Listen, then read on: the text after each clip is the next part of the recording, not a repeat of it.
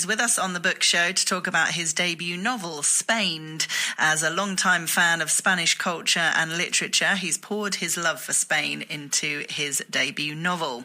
Welcome to the book show, Joe. Thank you very much. It's great to be here. Oh, it's great to have you with us, and congratulations on your debut novel. Thank you. Geez, it was a long time coming, to be fair. I'd nearly given up on the whole idea of getting published and getting through with it, and I finally got it over the line just when I'd kind of got to the point where I thought it wasn't going to happen. Oh, well done. And tell us a bit about your background and connection with Spain then. Oh, wow. Okay. Well, to be fair, it's an odd one in that when I finished my degree in Dublin, I had a good friend who was living by then in Spain, and I didn't know what to do with my degree. I had a history and English degree, and I thought about being a teacher, but there was 3 teachers in my family already, and the last thing I wanted to be was a teacher because of the way they went on.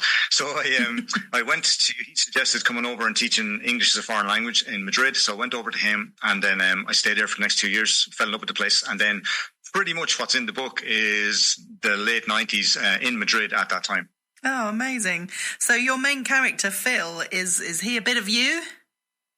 Oh, look, I don't think I should admit to that. No, look, he's like every character. He's a mix of everybody that you meet in your life. To be fair, when I was in Spain, I was a bit of a car crash, and it took me a while to find my feet. And I think that Phil might be a bit of a car crash as well. So there is a bit of me in him, I guess.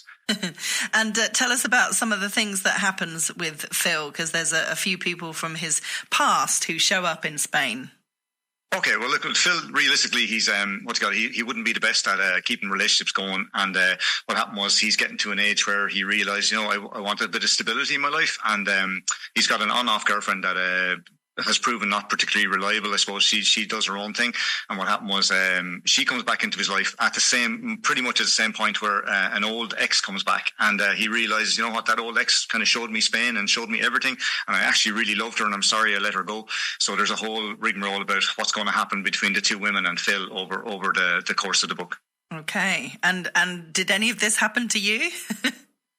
Yeah, well, I did have a Spanish girlfriend over there, and I wouldn't want to say anything good or bad about her. I think she was an amazing lady. To be fair, I'd have to say that my best friend, Michael, who was in Madrid at the time, showed me a lot of Madrid and introduced me to it. And also, I was going out with a Spanish girlfriend, Madrileña, and she did show me a lot of Spain as well. And, kind of the whole idea, I think me being a green Irish fella, going away for the first time to a foreign country, wow, it was a real eye-opener.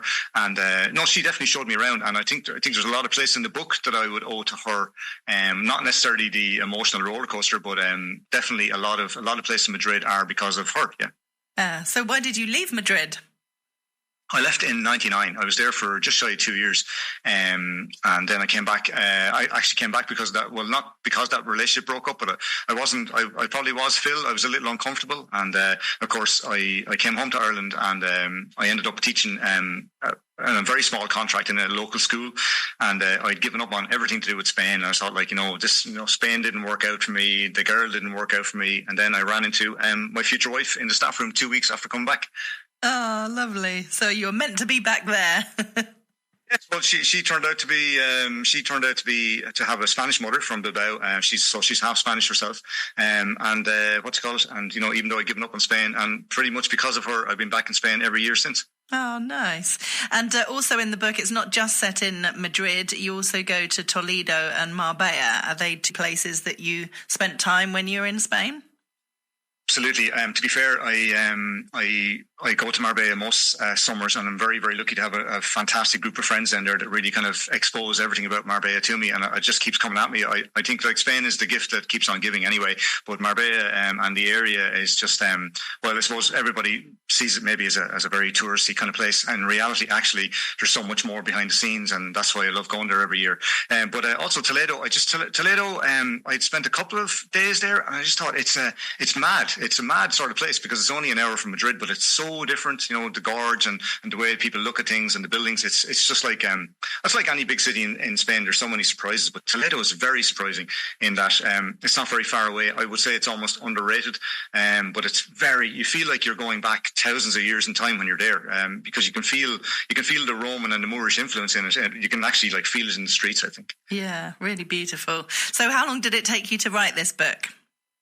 Oh, good God. I wrote an original book back in, 2004, 2005 with the basics on it. And then I thought, you know what, that's not good enough. And I set it back nearly back in the 1920s. And I thought, you know what, that's not good enough and it's not going to work today. So what I did was I took everything and modernized it. And rather than put places that tried to bring everything or put everything into the past, what I did was that, you know what, you need to write about what you saw and where you were. So I brought it right up to the 1990s, and as I wrote, I realized that, you know, the 1990s in Madrid or in Spain anyway were really vibrant, and they were pretty cool. There was a lot going on. So I found rewriting the book, if you like, very easy, and I got it done just before COVID actually. But there had been a hiatus there of maybe 10 years where I had an original manuscript parked, and once I decided to modernize it, it only took me a few months to actually put it back into the modern day, if you like. Yeah. And you had a bit of a nightmare trying to get published, did you? Oh, look, listen, everybody, car crash, COVID is a terrible thing, isn't it? In that I literally had completed the manuscript at the end of dry January in 2000, and I said, right, I have this, and I started to put it together and send it off, and of course COVID hit.